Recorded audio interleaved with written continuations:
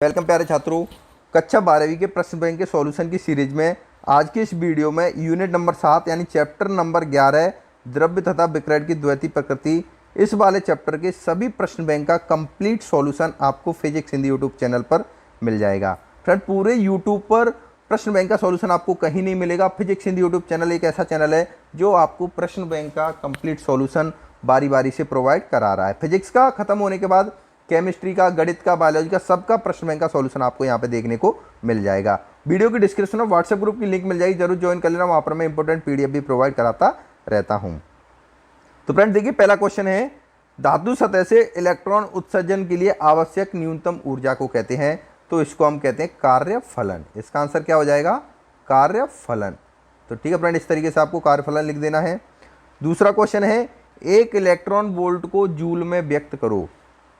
तो यहाँ पर मैं आपको बताना चाहूँगा, एक इलेक्ट्रॉन वोल्ट इक्वल टू होता है 1.6 गुणा 10⁻⁻19 जूल। इतना आपको लिखना है। इसका राइट आंसर क्या हो जाएगा? एक इलेक्ट्रॉन वोल्ट बराबर 1.6 गुणा 10⁻⁻19 जूल। आपको अपना पेन कॉपी लेकर के बैठ जाना है, इन सभी प्रश्नों के आंसर है वो नोट करते चलना है। तीसरा क्वेश्चन है, किसी फोटोन से संबंध डी ब्रोगली तरंगदैर्ध्य बताइए। तो फ्रेंड देखिए, डी ब्रोगली तरंगदैर्ध्य होगी वो होगी लैम्डा बराबर h/p। ये वाला फॉर्मूला आपको लिखना पड़ेगा। इसके साथ साथ यहाँ पर साइड में लिखना पड़ेगा, यहाँ पर h क्या है? प्लांक नियतांक, p क्या है? संवेग, और लैम्डा क्या है? तरंग की तरंगदैर्ध्य। इसके बाद देखिए, चौथे क्वेश्चन की बात करते हैं, आइंस्टीन का प्रकाश वैद्युत समीकरण लिखिए। तो चलिए यहाँ पर मैं आपको दिखा देता हूँ आइंस्टीन का प्रकाश वैद्युत समीकरण। ये आप देख सकते हो यहाँ पर, ये आइंस्टीन का प्रकाश वैद्युत समीकरण है। यानी 1/2 mv² maximum, mv maximum square equal to h nu minus h nu naught. यहाँ पर प्रतीक चिन्ह दिए हुए, h क्या है? प्लांक नियतांक, न्यू क्या है? फोटोन की आवृत्ति, v मैक्सिमम क्या है? जो धातु से इलेक्ट्रॉन उत्सर्जित हो रहे हैं उनका अधिकतम वेग। तो ये चौथा क्वेश्चन भी यहाँ पर कवर हो गया। इसके बाद देखिए, पांचवा क्वेश्चन में पूछा गया है, आपतित प्रकाश की तीव्रता बढ़ने पर प्रकाश विद्युत धारा पर क्या प्रभाव पड़ेगा। अगर आपतित प्रकाश की तीव्रता बढ़ाएंगे तो प्रकाश विद्युत धारा भी बढ़ जाएगी। तो इसका आंसर क्या हो जाएगी? प्रकाश विद्युत धारा बढ़ जाती है। छठवें क्वेश्चन में पूछा गया है, आपतित प्रकाश की आवृत्ति बढ़ाने पर प्रकाश विद्युत धारा पर क्या प्रभाव पड़ेगा। तो आवृत्ति बढ़ाने पर भी प्रकाश विद्युत धारा है वो भी बढ़ जाती है। उसका देखिए फ्रेंड, सातवां क्वेश्चन पूछा गया है, आपतित प्रकाश की आवृत्ति बढ़ने पर उत्सर्जित इलेक्ट्रॉन की गतिज ऊर्जा पर क्या प्रभाव पड़ेगा। तो उत्सर्जित इलेक्ट्रॉन की गतिज ऊर्जा है वो भी बढ़ जाती है जब आवृत्ति बढ़ती है। तो ठीक है फ्रेंड।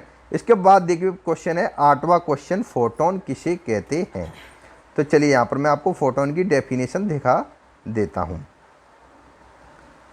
फोटोन क्या होता है ना, ऊर्जा के छोटे छोटे बंडल होते हैं। चलिए यहाँ पर अभी ये आ चुका है। देखिए, किसी पदार्थ द्वारा ऊर्जा का उत्सर्जन अथवा अवशोषण सतत रूप से न होकर ऊर्जा के छोटे छोटे बंडलों के रूप में होता है, इन्हें हम क्या कहते हैं? फोटोन कहते हैं। एक नंबर में फोटोन की डेफिनेशन आपको सिर्फ इतनी ही लिखनी है, किसी पदार्थ द्वारा ऊर्जा का उत्सर्जन अथवा अवशोषण सतत रूप से न होकर ऊर्जा के छोटे छोटे बंडलों के रूप में होता है, जिन्हें हम फोटोन कहते हैं।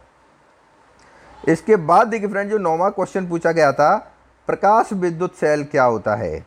तो प्रकाश विद्युत सेल एक ऐसा सेल है जो प्रकाश ऊर्जा को विद्युत ऊर्जा में बदलता है तथा प्रकाश विद्युत प्रभाव के सिद्धांत पर कार्य करता है।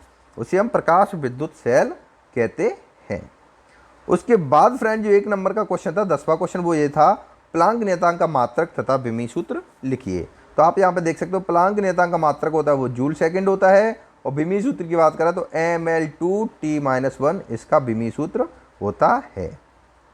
तो यहाँ पर आप देख सकते हो, टोटल हमने 10 क्वेश्चन को कवर कर दिया यहाँ तक। इसके बाद इसमें पूछा गया है, सही जोड़ी आपको मिलानी है। तो चलिए अभी हम सही जोड़ी को मिलाते हैं। प्लांक नियतांक होगा वो आपका मिल जाएगा इससे, जूल सेकंड से। दहली आवृत्ति मिल जाएगी आपकी हर्ट्ज से। कार्यफलन आपका मिल जाएगा जूल से, और डी ब्रोगली तरंगदैर्ध्य मिल जाएगी आपकी मीटर से। तो इस तरीके से ये आपको सही जोड़ी मिला देनी है। इसके बाद इसमें देखिए 2-2 नंबर के टोटल 7 प्रश्न और पूछे गए हैं। तो अभी हम इन 7 प्रश्नों को एक बार पढ़ लेते हैं, फिर इनके आंसर के बारे में डिस्कस करेंगे। तो पहला क्वेश्चन है कार्यफलन दहलीय आवृत्ति को स्पष्ट करो। इलेक्ट्रॉन उत्सर्जन क्या है, कितने प्रकार के होते हैं। प्रकाश वैद्युत प्रभाव की व्याख्या कीजिए। विकिरण की द्वैती प्रकृति बतानी है। तापानिक उत्सर्जन क्या है। डी ब्रोगली कण सिद्धांत दृष्टिगोचर नहीं होता क्यों, और फोटोसेल क्या होते हैं। तो ये 7 क्वेश्चन काफ़ी इंपॉर्टेंट है। अभी हम इनके सॉल्यूशन के बारे में थोड़ा सा डिस्कस करेंगे। तो फ्रेंड अभी देख सकते हो आप यहाँ पे, पहले तो मैं आपको, ये तो हमारी सही जोड़ियाँ होंगी जिनके बारे में हमने डिस्कस कर लिया ऑलरेडी। पहला क्वेश्चन है, देखिए कार्यफलन, very very most important question है। ये डेफिनेशन आपको याद होना बेहद जरूरी है। आपतित प्रकाश के एक फोटोन की वह न्यूनतम ऊर्जा जो किसी धातु से प्रकाश इलेक्ट्रॉन उत्सर्जित करने के लिए आवश्यक होती है, उस धातु का कार्यफलन कहलाती है। इसके बाद एक और डेफिनेशन इसमें पूछा गया था, दहलीय आवृत्ति से आप क्या समझते हो। तो आपतित प्रकाश की वह न्यूनतम आवृत्ति जो किसी पदार्थ से इलेक्ट्रॉन उत्सर्जित कर सके, उसे पदार्थ की दहलीय आवृत्ति कहते हैं। इसके बाद दूसरा क्वेश्चन था, इलेक्ट्रॉन उत्सर्जन क्या होता है। Very very most important question है ये भी। तो किसी पदार्थ की किसी भी सतह से इलेक्ट्रॉन के निकलने को इलेक्ट्रॉन उत्सर्जन कहते हैं। और ये 3 प्रकार का होता है, तापानिक उत्सर्जन, क्षेत्र उत्सर्जन और प्रकाश उत्सर्जन। इसके बाद देखिए प्रकाश वैद्युत प्रभाव क्या होता है, ये पूछा गया था। तो इसकी पूरी डेफिनेशन और इसके नियम यहाँ पर लिख दिए गए हैं। तो इसको आपको अच्छे तरीके से याद कर लेना है। प्रकाश वैद्युत प्रभाव के बारे में 2 नंबर का बोर्ड परीक्षा में पूछा जाता है, और ये क्वेश्चन आपको प्री बोर्ड परीक्षा में भी देखने को मिलेगा। तो इस क्वेश्चन को आपको अच्छे तरीके से तैयार कर लेना है।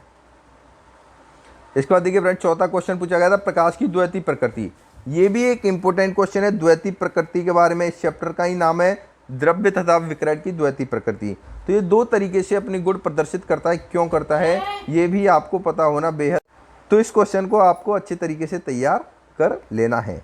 इसके बाद बढ़ते हैं 5वें क्वेश्चन की तरफ, जिसमें पूछा गया है तापानिक उत्सर्जन के बारे में। तो इसका आंसर भी आपको यहाँ पे देखने को मिल सकता है। एंड डी ब्रोगली वाला ये क्वेश्चन भी इंपॉर्टेंट क्वेश्चन है। तो डी ब्रोगली का कण तरंग सिद्धांत है, दैनिक जीवन में दृष्टिगोचर नहीं होता क्यों। तो इसका है, दैनिक जीवन में प्रयुक्त वस्तुओं का द्रव्यमान बहुत अधिक होने के कारण उनसे संबंध तरंग की तरंग दैर्ध्य इतनी छोटी होती है कि तरंग का प्रभाव दृष्टिगोचर नहीं होता है। ये इसका आंसर हो जाएगा। इसके बाद क्वेश्चन पूछा गया था, प्रकाश विद्युत सेल या फोटोसेल क्या होते हैं। तो प्रकाश विद्युत सेल वह युक्ति है जो प्रकाश ऊर्जा को विद्युत ऊर्जा में परिवर्तित करती है। इसका डायग्राम आप यहाँ पर देख सकते हो। इस तरीके से आपको इसका नामांकित चित्र बनाना है, और इसकी कार्यविधि आप स्वयं लिख सकते हो कैसे यह कार्य करता है। उसके बाद यहाँ पर पूछा गया था, इसके आपको 2 उपयोग बताने हैं। तो पहला उपयोग है चोर घंटी के रूप में, दूसरा टेलीविज़न में, तीसरा सिनेमा घरों में ध्वनि पुनर्उत्पादन में इसका उपयोग किया जाता है। तो फ्रेंड आज की इस वीडियो में हमने चैप्टर नंबर 11 के प्रश्न बैंक का कंप्लीट सॉल्यूशन आपको प्रोवाइड कराया। और आपको कौन सी सब्जेक्ट के प्रश्न बैंक का सॉल्यूशन चाहिए तो कमेंट करके जरूर बताना। वीडियो को ज़्यादा से ज़्यादा शेयर करना। धन्यवाद।